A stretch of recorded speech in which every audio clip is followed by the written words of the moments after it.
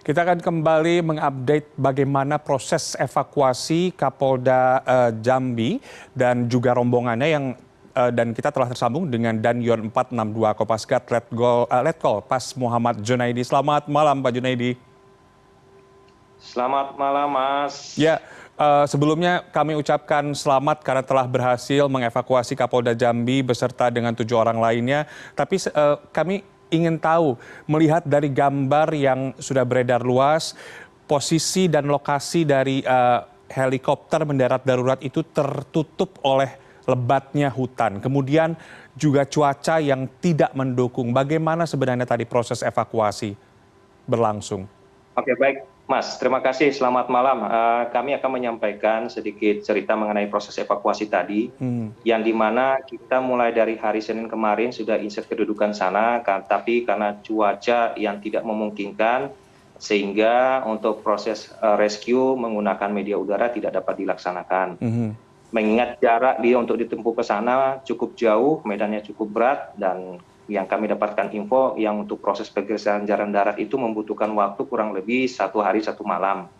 Sehingga untuk objek yang terjadi kecelakaan di sana itu tidak dapat dilaksanakan evakuasi melalui evakuasi darat. Pilihan satu-satunya yaitu hanya dapat dilakukan melalui evakuasi udara. Demikian. Ya, sejak awal kan sudah beberapa kali ada helikopter yang mendatangi lokasi, kemudian memberikan bantuan dan sebagainya. Mungkin bisa dilihatkan, dipetakan begitu bagaimana nanti akan proses evakuasi akan berlangsung. Apakah juga sempat disebutkan oleh Kapolri bahwa akan melakukan modifikasi cuaca bila kabut menutupi lokasi atau TKP tempat Kapolda ditemukan.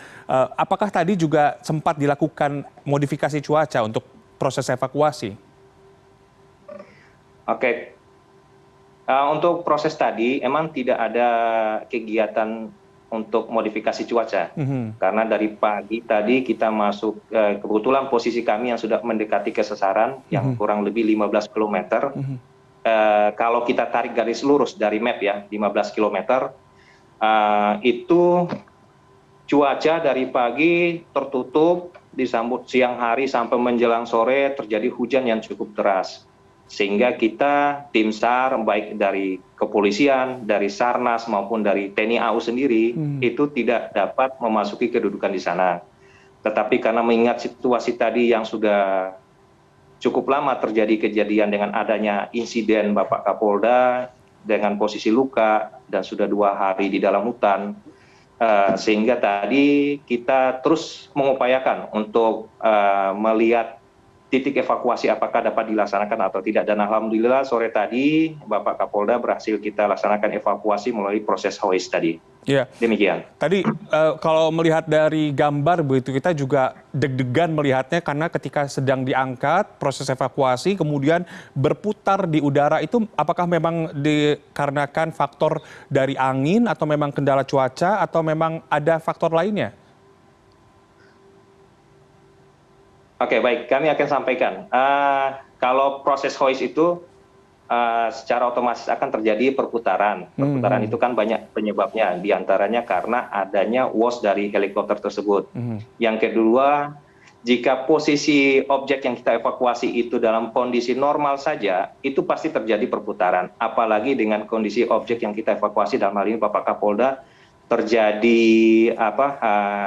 patah fraktur di tangan kanan ataupun di punggung sehingga beliau tidak bisa duduk apalagi berdiri gitu kan, sehingga hanya posisi rebahan, posisi beliau tidak bisa kita setting sesuai dengan harapan di alat evakuasi tersebut di drag bar itu mengakibatkan posisi drag bar tersebut tidak akan simetris, tidak akan balance, sehingga begitu terjadi wash dari helikopter tersebut otomatis akan terjadi perputaran. Tetapi hal itu sudah kita antisipasi dengan menambahkan begitu banyaknya perlengkapan safety, baik untuk yang rescuer sendiri maupun objek yang kita laksanakan evakuasi. Sehingga apabila hal itu terjadi, tetapi kita pastikan objek dalam tetap kondisi aman. Demikian. Itu artinya ada perbedaan ya ketika menangani Pak Kapolda yang memang butuh penanganan khusus karena patah bagian lengan kanan.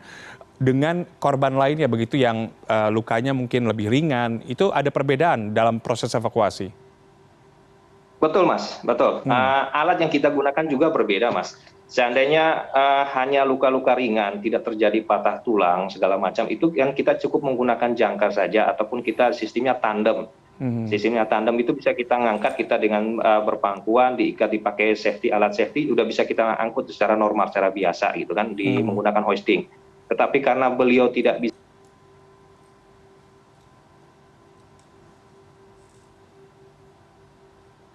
sambil tiduran, kita menggunakan perlengkapan safety lainnya, terus baru kita melaksanakan evakuasi. Ya, tadi sebelumnya rekan kami Arya Dita Utama di Kota Jambi juga melaporkan bahwa pada pagi hari cuaca di lokasi cerah, kemudian siang sempat berawan dan cuaca kembali buruk, kemudian sempat cerah lagi. Nah, bagaimana dengan tim SAR gabungan ini mencari celah agar bisa segera mengevakuasi para korban dan tidak terkendala dengan cuaca begitu? Bagaimana mencari celahnya?